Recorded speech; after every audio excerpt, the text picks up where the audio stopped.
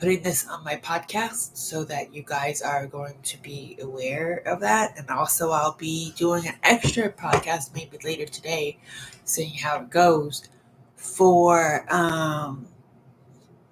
to talk about my internship. I'll be doing my first internship today, starting at noon. It will be 3 hours or so, starting this week, and then April 10th is when I believe the class actually starts. So that I'll be, having to wear a nice shirt, no jeans, because that's not how you actually go into a classroom. You're supposed to look nice, sharp, whatever, right? So I'll be discussing what the internship will be entailing and what is actually the internship. So, as you know, I have done peer advocacy. I am trying to become a case manager alongside actually going to class for creative writing. So, I mean, I'm just doing stuff right now because the job things are very scarce. I haven't been able to actually get any job so far as of right now. So we'll just see how well that goes. I've never been successful as I would have liked to be. I thought that I would be churning them out and be one of those YouTube influencers or whatever I touch turned to gold. Apparently, everything I touch turns to ashes and soot and dust because it just floats out into the wind and I just can't ever pick up my own pieces. But it's okay because down the line, maybe when I'm in my 40s, everything will go right and I'll die doing something good. So here's chapter 2. It's called Drill. This is a chapter about my adopted younger brother. Um, Drill was a monster, plain and simple. Drill got away with everything and was able to control the entire family. Whatever he wanted, he got it. He was allowed to pick on Orchid, because he couldn't pick on Daisy. She wouldn't allow it. Plus, his mom picked on Orchid, so why not the whole family, right? So if he was able to do it, then the whole family was able to. So why not him, right? There was this one time that everyone was sitting at the dinner table talking, and Joe got mad about something that he couldn't have, or because he was being told no. So he swung his knapsack around, hoping to hit something or someone, and it did. Just not the person he was aiming for. He was trying to aim at Daisy, but it didn't actually connect with Daisy. It actually connected with Orchard, and it nipped her in the neck. So she started to bleed, and it was still her fault because she was bleeding. So you're not supposed to have, technically not supposed to have punctured skin. So it was my fault for bleeding and everything. Right. So aiming for when it hit Orchard, it cut her across the neck, and she was bleeding. He didn't need to apologize because, well, it was Orchard. She wasn't really anything to anyone, really. Just look at the history. Until this day, we're still not, entirely something that somebody would want to be friends with or date or anything like that.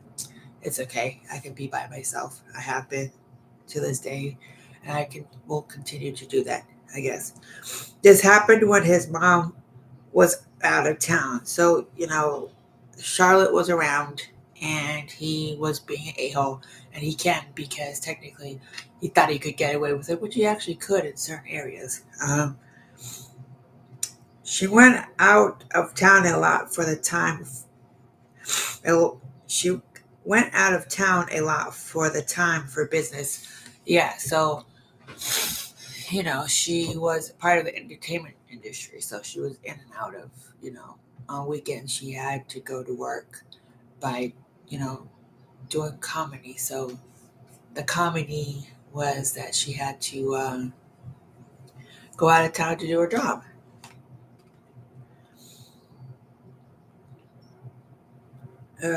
She it happened. It was her job. When she was gone, Charlotte came over to watch them. The neck cutting incident happened when she was not there. The neck cutting incident happened when she was there on her watch. It was Charlotte's watch that happened. Charlotte got mad and told him to call their mom to tell her what he did. He wasn't punished for it. He just told he was just told not to do it again. Yeah, that is really going to help. The other two siblings didn't get punished for anything, while Orchid got punished even if she didn't fit the crime. So yeah, so even if I was always punished for something and it never fit the crime, so it was always that I needed to apologize. I needed to say sorry, basically, because they were the golden children, and I was always the suck up, the effed up one because I was physically disabled. Um, One time when Daisy was having a sleepover, Orchard was not supposed to talk to the guests because she would embarrass the little sister, not just for the way that she walked, but she made the family look bad because they liked talking to her. So, I'm happy, go peppy. I'm able to talk to people. And since she was shy, she would just be like, yeah, okay, huh? And people saw how fake she was and they didn't wanted to be around somebody who was fake. And she did not like that because it didn't make her feel good. So obviously, I wasn't allowed to be around being my real true self. So it wasn't supposed to happen like this. It made the little sister jealous and she didn't want Orchard to take away her friends. Orchard never had sleepovers because she couldn't invite friends over anyway. She was supposed to be alone, just like her mother, and just have her mother for company. How boring. She never experienced what she saw in the movies, the girls talking about boys, giving other girls makeovers, having pizza, or something like that. So, yeah, growing up, I never actually had true girlfriends to go out to the mall with, just hang out with, driving around crazy in a car. So, the only high school experience I ever saw was actually those horrendous movies about teenage life growing up. And that's all, how I actually ever saw was like the Lizzie McGuire show. In my early 20s, I wasn't actually able to see those types of movies because my mom didn't want me to actually know that that's technically roughly what it was supposed to be. I don't know. I just had those movies for guidance. I didn't really actually know what those were. Um, she could never tell her friends about sex because she never had a boyfriend in school either. So this was just another experience that she skipped in her young adolescence. All in all, there wasn't anything to say. She couldn't even pick a movie most of the time because the others complained when she did. Or if they did, they would call mom and Orchard would have to go to bed because even mom didn't want her up watching a movie with the rest of the family. Yeah, so the other two golden children wanted to watch something, and if they knew that they could call mom on me, and they would get what they want. So if they didn't want me around, they just say, "Oh, Tosha did this," and then mom would be like, "Tosha, you know, you have to go to bed because you're not supposed to be. I have to be isolated from the rest of the family, and you know that. So, um, yeah, that's mostly what happened.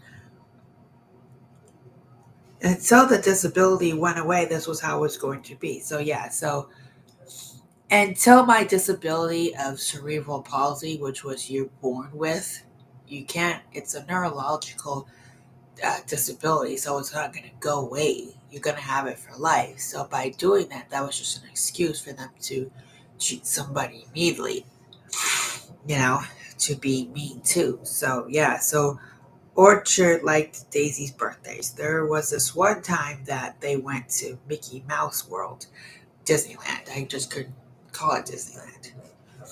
They got to stay at the hotel. They got to stay at the hotel. There was entertainment galore. Orchard couldn't participate because it wasn't her birthday, so whatever the birthday girl wanted, she got it. It made sense, but if you were a part of this family, it wouldn't make sense for somebody not to be a part of the family to have fun. Not this family. Orchid had to follow her mother around 24/7, and if she didn't want to be bothered with Orchid, then she would stay in the hotel room, not open the door, and not try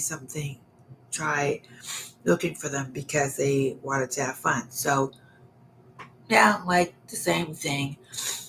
Because my birthdays were so awful and boring, and my Christmases were always, I had to cater to everybody else, right? The the her birthdays were if we went to Disneyland and we went to the Disneyland hotel, I couldn't talk to anybody. I had to stand right next to my mother and make sure that, you know, I was making her look good. I was making my sister look good. So I had to make everybody else look good, and I had to make a fool of myself because that's what my disability looked like. It's making a fool out of people. So she would be able to go down the water slide, and I had to sit, behind my mother in like a corner, obviously sticking out like a sore thumb. So by her trying to hide me, it didn't go well because obviously people were going to see that, but clearly they weren't going to actually talk about it because that's not their kid. So if I couldn't look like a wallflower and make her not look good, which was whatever, she had to look good wherever the cost. So if she couldn't do that, then she had to have me be put into the hotel room. And if the people, were cleaning the room, I had to, stand out in the hallway. And then after they were done cleaning the room, I had to then go back in because I wasn't allowed to show my disability to people. It was embarrassment, right? She was on punishment anyway. Duh. Like, when was she not? Daffodil didn't want Orchid to have people feel sorry for her because of how she walked. It wasn't her fault again. But because of this, she oftentimes was hidden from the world because it was easy to have everyone look and walk the same and talk the same, basically. Holidays were the worst. Unlike birthdays, she got gifts she didn't want, but she still got something, which was better than nothing. Holidays were worse because her mother would threaten to return her gifts if she didn't get the math right, or if she just felt like, no, she just felt like it. If she won Christmas, I, was doing something again, being a kid, and she said that she wanted to return my birthday, well, the Christmas gifts because I wasn't doing something like usual. It's always, Toshi, if you don't do this and I don't look good and I don't feel good, then I will take it out on you. So basically, my gifts were returned to, make sure she got her money back so she actually didn't spend all that much money, or that she would tell me about it and not get me any gifts anyway. It's just how it was.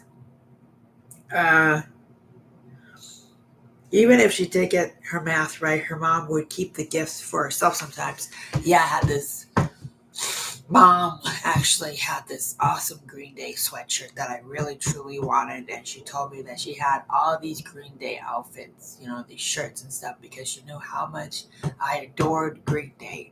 But instead of giving it to me, she wore it herself, and she was like, I don't even know what this band is, and she kept making fun of the name Green Day as something that would be part of the earth, but she didn't even realize that they were a rock band. That's how much she actually knows her stuff, but she's in her 60s now, so you can't really, you know blame her. She had a mental disability, I guess, but she had her own substance issues too. So last Christmas was really bad. When Orchard told her mom that she was ready to leave, her mother got mad at her. She shouted at her that she was too stupid to live on her own and that she needed her mother. She was never going to survive because she didn't want her daughter to get SSI because she didn't believe in it. That's another thing. The last Christmas I ever actually told her that I wanted to be on my own, but I had to be on fucking SSI. Excuse my language. Yeah, the stupid SSI shit. I couldn't do it by myself, and I wasn't going to be doing what she did. She struck out on her own, and she was able to get a job just walking into a restaurant as a bus girl, and I can't do busing because you have to have balance. So she wanted me to be exactly like her, to do the exact same stuff she did, because she was trying to create a little mini her.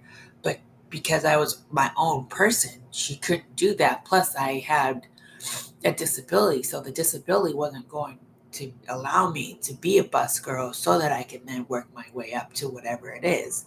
So she basically thought I was going to live with her for forever. That's what she thought. She thought that because she was so insecure about herself and so not sure how she looked at, right, that she wanted me to validate her credibility by never leaving the house and by always being with her and making her look good, making her feel good, making her, right? It's all about her.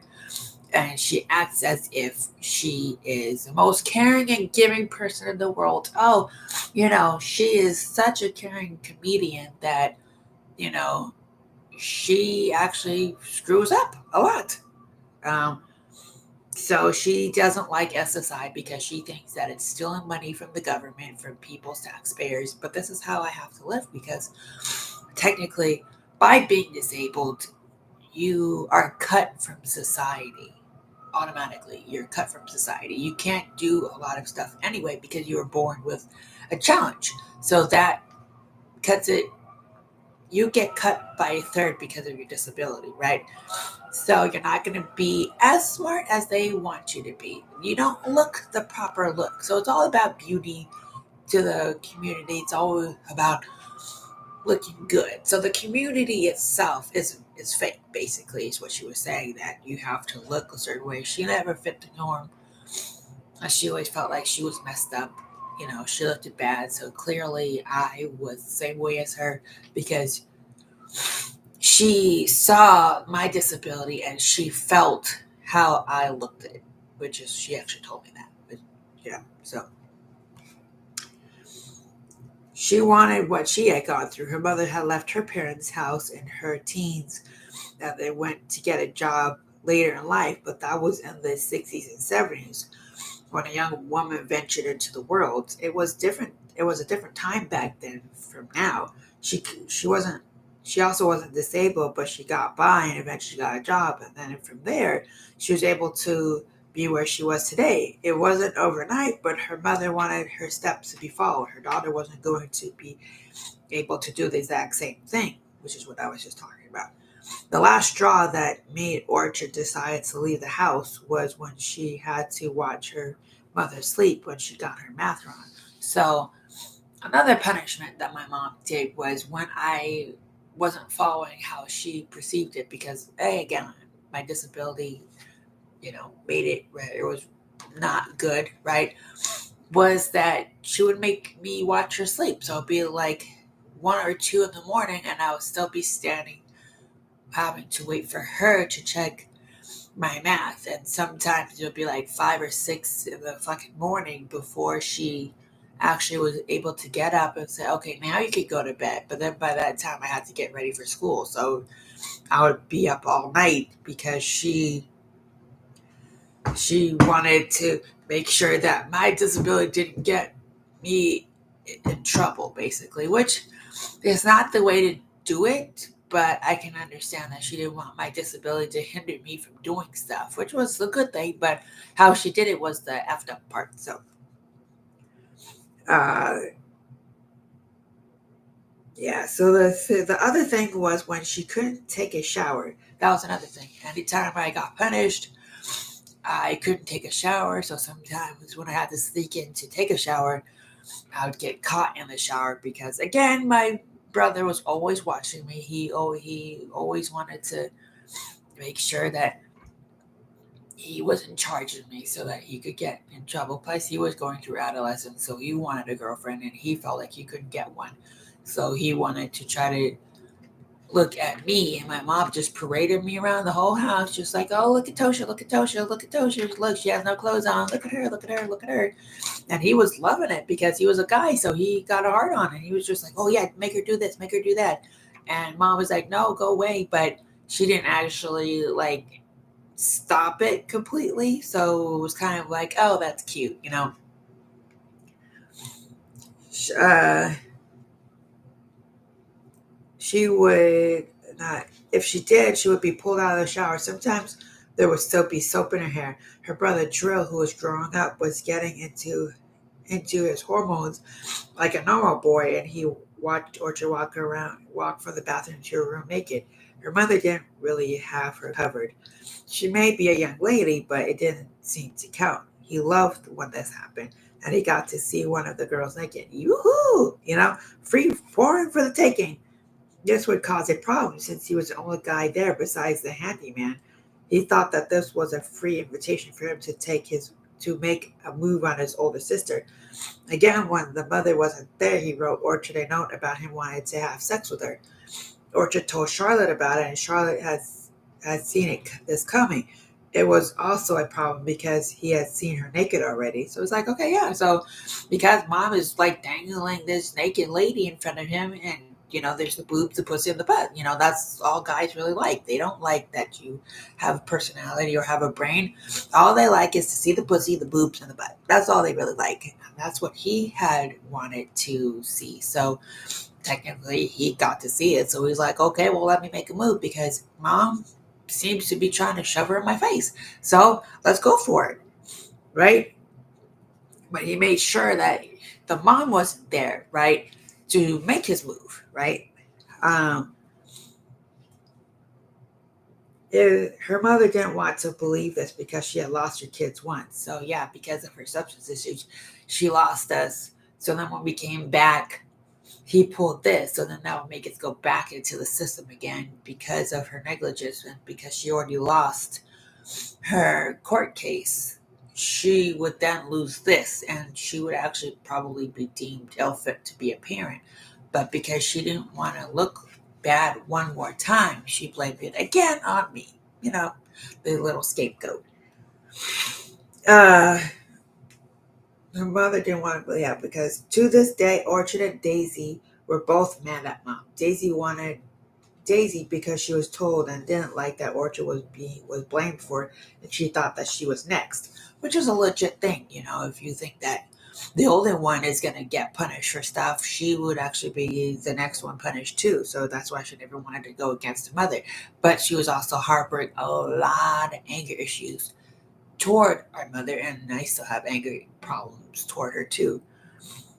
She thought that her mother was in the wrong, which she was, but she thought that if she said anything, her mother would treat her the same way. So everybody was trying to just be out the way, and the mom actually kind of realized that, but she fully didn't understand it. She understood a little bit, like, why does anybody want to be with me? I'm a loving person. Me. You have to love me. You have to show me. You have to me. Why isn't anybody with the me shit?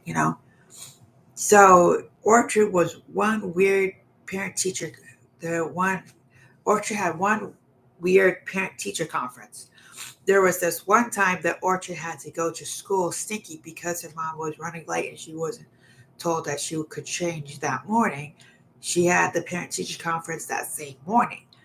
Orchard was at the library and the librarian felt sorry for her, so she was nice enough to get Orchard a coat from her car so that Orchard could feel like a human again, right?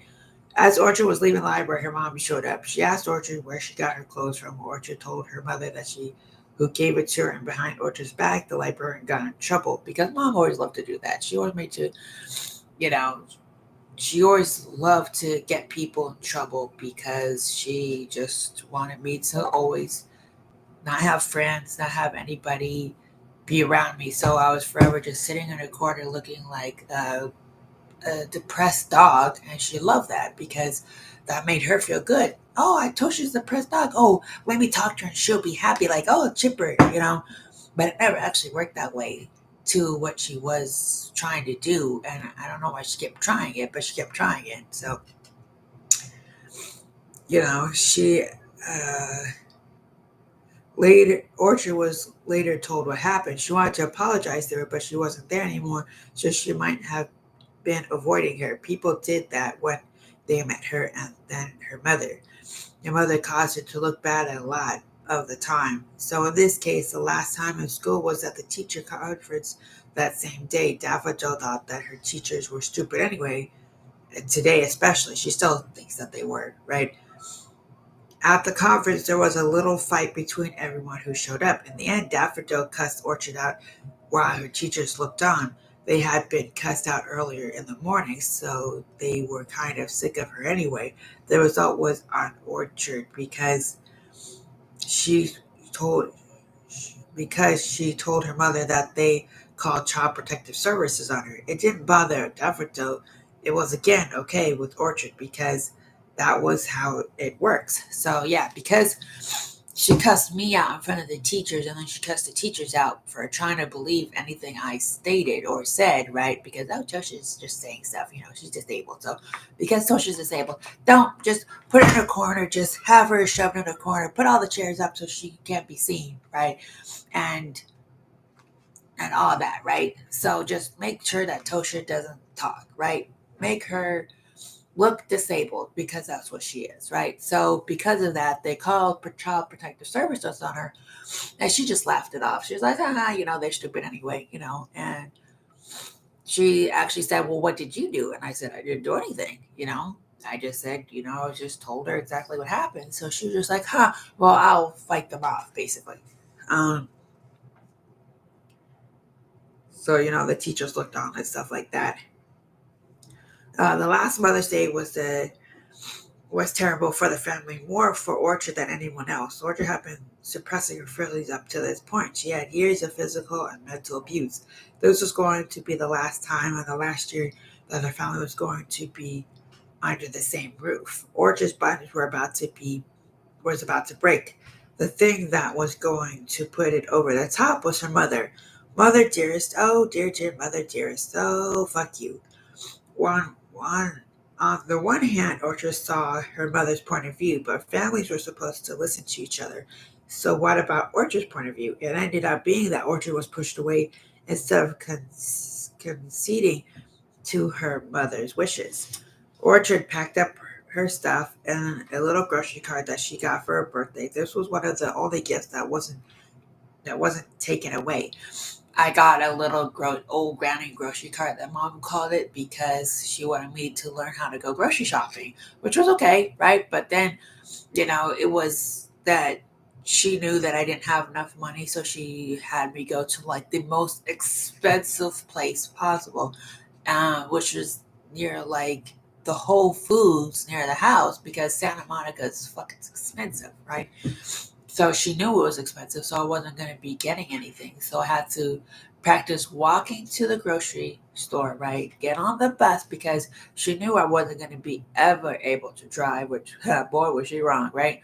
But she thought I wasn't going to be able to do anything. So she was trying to push me to come back to her and say how sorry I was for actually thinking that I was capable of being able to do anything for myself, right? But clearly she showed just how strong I actually really am. So by pushing me away, it actually was a good thing. The good thing about this was she was taught how to go grocery shopping by herself and how to bring these groceries home and put them away. This was one of the only good things that her mother did. She learned how to do her meds and how to exercise and how to wash the dishes. Practical stuff that people should know in every household. So I'm not sure if every household does this, where a parent would teach you how to do the dishes, if you take meds, how to do your own meds, and if you are, cooking for the family or stuff, each one has a chore. Maybe not. I don't know because I don't know what goes on in every household. But if that is the case, it's actually a good thing. If it's not the case, you should do it. So that's just how I see it. She was also taught how to budget her money. If she had enough for groceries, then it was great. If not, then she couldn't get any.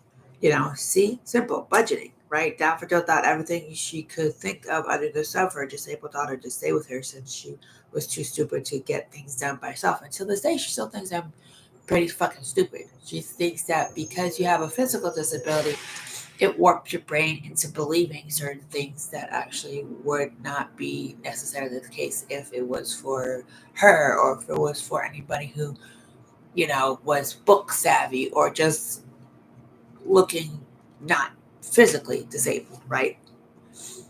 Uh, so when Orchard finally left her mother, she was so mad that anyone she told anyone who helped Orchard out that she was going to call the cops on them after disowning them. So it actually happened where that's the end of chapter 2.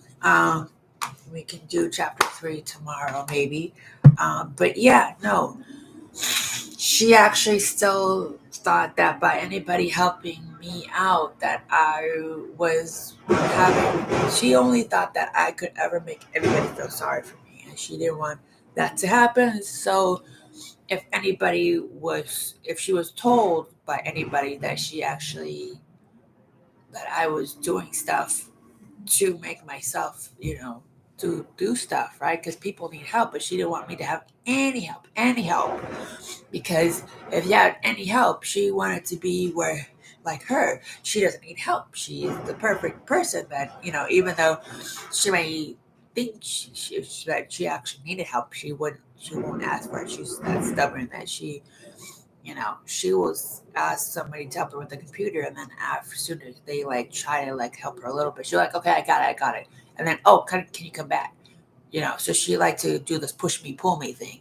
Um, so she thought that I was going to be the same way, where if anybody helped me, or she found out that anybody would help me, that she would actually disown them and probably try to put them to jail, try to sue them, all that stuff, because she felt like, well, if Tosha's asking for help, then she must have done this or that, because Tosha's disabled, and Tosha's who's disabled can't do anything for herself. Little does she know that, yes, I'm living by myself, so yeah, clearly she already knows that, but she doesn't know that I have so much more stuff that is actually working out semi well so far.